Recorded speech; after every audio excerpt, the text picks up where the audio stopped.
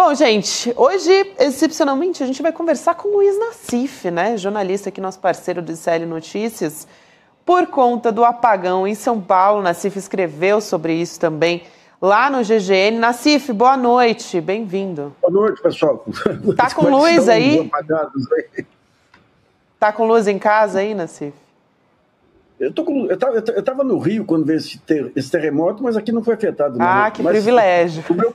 O meu pessoal do GGN, 4 repórteres em locais diferentes da cidade afetados. Não, aqui também, gente. O William De Luca estava me contando que ele teve o notebook queimado, porque estava na tomada carregando, aí deu aqueles picos de energia, ele perdeu o notebook. Vai ter que entrar nesse processo, né, para pedir o ressarcimento. Também o André Graziano, da nossa equipe, tem 2 filhos, 2 bebês de 1 ano. A esposa, isso é mais dramático, né, meu Deus? Tomando banho frio em casa, ficou quase 60 horas sem energia. Então, assim, uma coisa absurda. Agora, Nassif, conta pra gente, você já escreveu no GGN a respeito disso, né, sobre o Tarcísio e o Ricardo Nunes transferindo as responsabilidades sobre o apagão. E aí você chamou, eu quero chamar a atenção aqui para um ponto que você fala da reação do governador e do prefeito, né, de patética. Então, eu queria que você falasse um pouco sobre o artigo que você escreveu. Vamos pegar os pontos centrais disso aí. Esse modelo de privatização, que é o pessoal deles que defende. O outro, ele cobra a ANEEL, mas aqui em São Paulo, a representante da ANEEL é a TESP, que é ligada ao governo do estado de São Paulo e tem que fiscalizar o setor elétrico. E outro ponto é a poda de árvores aí. Então, o que eles fazem é cobrar da ANEEL, que nós estamos aqui há tempos exigindo uma postura da ANEEL, mas quando começou a pressão sobre a Enel, foi a bancada do prefeito aqui em São Paulo que impediu o aumento da pressão. Agora, só um ponto. A maneira que eles encontraram, esse negócio da privatização de serviços públicos é a maior malandragem da financiarização. Eles se baseiam no padrão Jack Welch, que foi o presidente da General Electric. O que eles fazem? Eles compram uma empresa, essa empresa está no setor de monopólio natural, então não tem como o consumidor mudar da empresa, e eles começam a cortar todos os pontos para melhorar os dividendos. Então eles vendem subsidiárias, no caso da Sabesp, eles vão vender áreas aí que são fundamentais para a manutenção da oferta de água aqui. No caso da Enel, a esperteza dela é o seguinte: você tem os isoladores, que são peças fundamentais aí quando você tem fiação aérea. Os isoladores são que separam os fios para impedir o curto-circuito. Empresas modernas usam isoladores de cerâmica. Aqui em São Paulo, que desde a privatização da Eletropaulo nunca se exigiu nada, os isoladores são de madeira. O que a Enel fazia? Em vez de fazer manutenção dos isoladores, esperava o curto-circuito. Quando dava o curto-circuito, ela isolava a área, desligava os 2 geradores, um de cada lado, mandava lá manutenção e eles trocavam especificamente aquele isolador. Então o restante ficava sendo corroído aí pela não manutenção. Quando vem um vendaval, que nem veio o ano passado, daí você teve todo esse desastre. O que faz a Enel? Prometeu investimentos aqui, altos aqui, prometeu recontratação de pessoal, e ao mesmo tempo, para os acionistas na Itália, ela anunciava redução de investimentos na América Latina, porque aqui o quadro é muito volátil. É muito volátil. Ou seja, para os investidores, ela anunciava redução de investimento e aqui internamente prometia aumento de investimento, o que obviamente não ocorreu. Agora, uma coisa que chama atenção, vocês mostraram aí um curto-circuito em cima de um automóvel. Ou seja, essa falta de manutenção traz risco de vida. Eu acho que os dirigentes da Enel têm que ser responsabilizados criminalmente. Não estamos nem falando de ação civil. Ação civil vai em cima da empresa.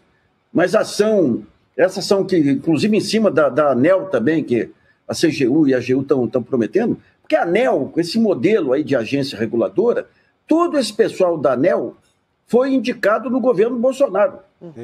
No governo Bolsonaro. Então há tempos, quer dizer, que a Enel vai perder a concessão, vai perder, isso não tem a menor dúvida. Mas as multas não pode simplesmente deixar tudo como fazem as organizações sociais hoje, dominadas pelo crime organizado. Elas pegam uma terceirização numa cidade, não fazem nada, depois, no final do contrato, entregam a concessão, aí, a terceirização, com passivos trabalhistas, passivos ambientais e tudo. Né? Então, o que a Enel fez, as promessas de investimento, agora o Tribunal de Contas do município fez um levantamento aí do que ela não fez, é coisa grave. Uhum. Agora, eu acho que tem que culminar com a imputação de crimes, tentativa de crimes efetivamente à diretoria. Isso é coisa muito grave aí para se deixar passar em branco. As multas vão para a Enel, mas a questão da manutenção não pode acontecer que nem aconteceu com Brumadinho e tudo aí, que a direção não cuida de manutenção, não cuida para melhorar os dividendos e depois não acontece nada com os gestores. Os gestores têm que ser responsabilizados aí, efetivamente. Ô, Nassif, deixa eu te perguntar uma coisa. Você acompanha com atenção esses movimentos da economia e tudo mais?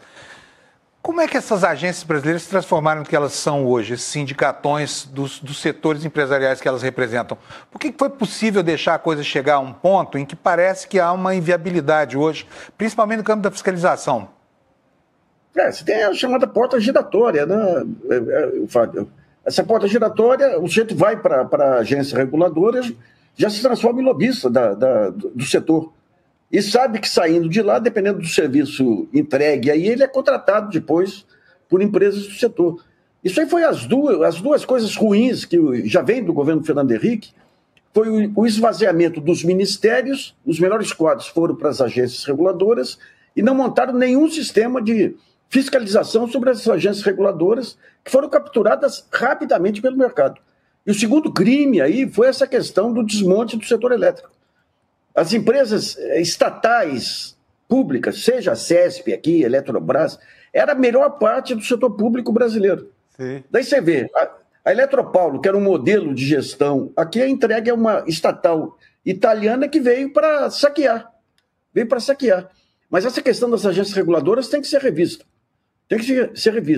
E só agora que o Ministério Público Estadual entra na parada também, que é outra área também que tem que ser fiscalizada aí.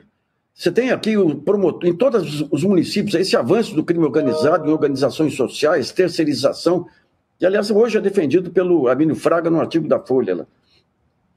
Toda essa panaceia aí só serve para o avanço de jogadas sem os controles que o setor público teria normalmente. O setor público é muito lento. É lento porque tem formas de controle também. Então, você pode buscar eficiência dentro do modelo de empresa pública, que é o que está ocorrendo em todos os países, aí, como foi bem lembrado, aí, a volta do serviço público sendo tocado pelo setor público.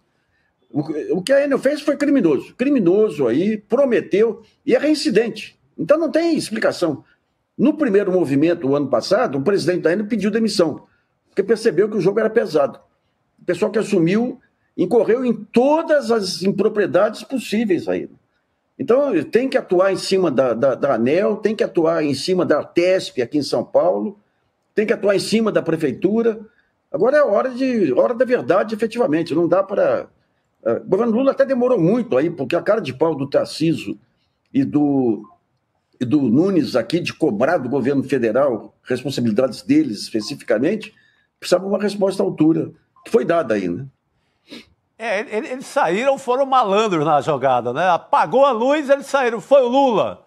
Gritaram ali para ver se vendiam isso à opinião pública. Colou, de certa forma. É exitosa essa jogada do Tarcísio e do Nunes. Gritaram no primeiro momento, tiveram uma repercussão gigante de imprensa, óbvio. Afinada, da imprensa afinada com eles. E tiveram... tanto que eu... uso o meu porteiro como um exemplo ali de varejo, mas quantos porteiros não estão a essa altura dizendo que a culpa é do Lula?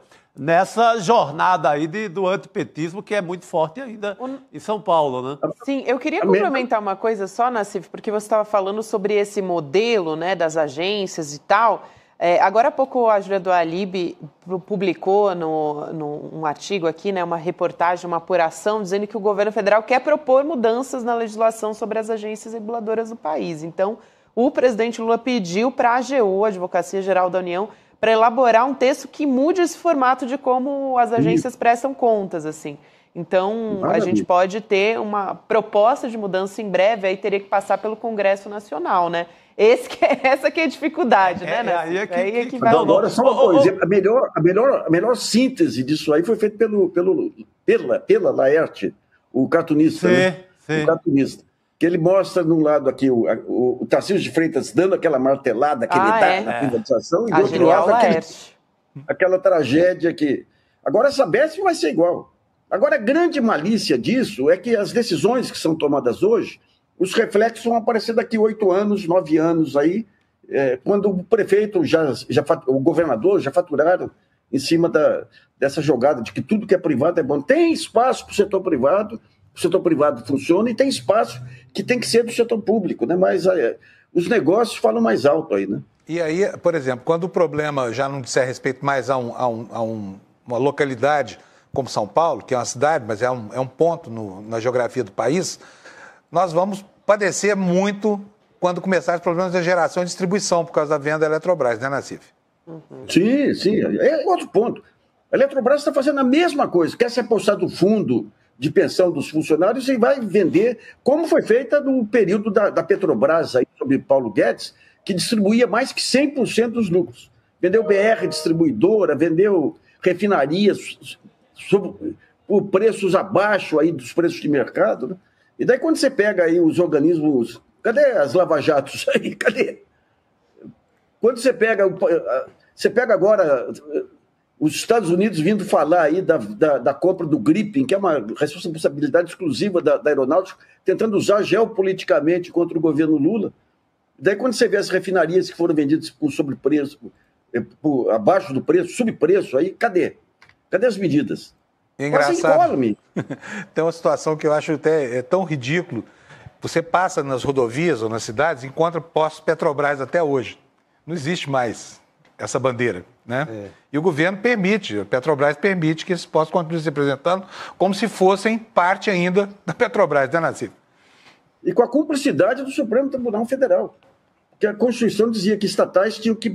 A privatização tinha que passar pelo Congresso e o Supremo constatou que subsidiária de estatal não é estatal.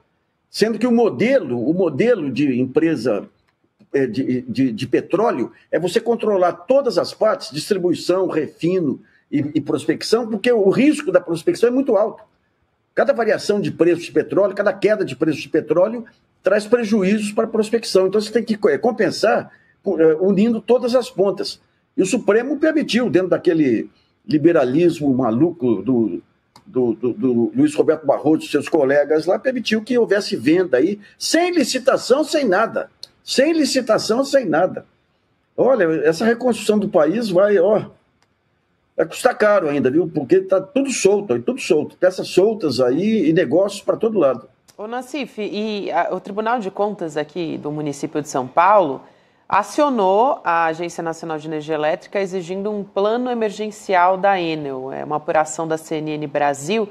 E aí, nesse pedido, o TCM apresenta uma nota técnica e coloca uma série de falhas ali, prestação de serviços, menciona déficit de investimentos entre 2018 e 2022, também aquela redução no quadro de funcionários que a gente falou aqui em 51% nos últimos 5 anos, então uma diminuição de 4 mil postos de trabalho e também essa redução até pode explicar, essa redução da equipe, uma cena que foi flagrada pelos drones da prefeitura, que está circulando muito. Olha só, a gente está vendo aí as imagens do Metrópolis, o pátio da distribuidora com carros e caminhões parados, assim, meio à crise que está se arrastando desde sexta-feira. Até houve, por exemplo, de manhã, eu estava assistindo o SP1, foi feita uma entrevista justamente questionando a direção da Enel, do tipo, como é que a gente tem esses caminhões parados ali se a gente está cheio de pontos de São Paulo sem energia? Aí eles deram uma desculpa de que deixam os carros ali para fazer a troca de forma mais rápida. Então chega um caminhão, sai outro. Mas eu acho que é inacreditável, né? Lá o cliente ligando, desesperado, a geladeira apodrecida, né? E esse carro não aí... Tem motorista. Não explica. Não tem motorista. Esqueceram de contratar o motorista. Essas equipes de socorro aí foram reduzidas em 50 e tantos % aí, ficaram os caminhões. E eles prometeram, quando compraram a Enel, prometeram que haveria renovação de frota, renovação dos equipamentos, tudo conversa mole. Uma malandragem do governo italiano em cima da cumplicidade do então governo brasileiro. É isso aí, um país que não sabe se defender, viu? É mais um paradoxo, né? Porque privatizaram a Eletropaulo para uma empresa estatal italiana explorar. Exatamente, Fábio. Você vai para os aeroportos, a mesma coisa. Mesma coisa. Ah, vamos vender, aí vende uma estatal lá de fora. Vende não, entrega, né? A Telefônica comprou a Telesp aqui, a Telefônica era uma estatal espanhola. Sim. Quando comprou a Telesp, a gente conversava com os técnicos da Telesp, eles falavam, pô, nós temos mais conhecimento que eles. Uhum. A Telebrás tinha sistemas aí já digitalizados, tecnologia nossa, tudo foi por água abaixo. Olha, eu vou te falar, viu, a vira-latice brasileira é terrível, terrível, terrível. É mesmo. E o Tribunal de Contas do município tem um corpo técnico excelente. Quando não tem injunção política, que nem fizeram com a venda aqui, a licitação armada aqui da Zona Azul para beneficiar o BTG, quando não tem gerência política e eles dão atenção ao corpo técnico, saem trabalhos ótimos que nem o que eles fizeram agora. É isso, e está acionando a ANEEL agora para exigir, né, o cumprimento dessas questões todas. Nassif, obrigada por hoje, bom te ver aqui em plena segunda-feira. Valeu. Isso aí, pessoal, abração para vocês aí. Tchau, boa noite, Nassif.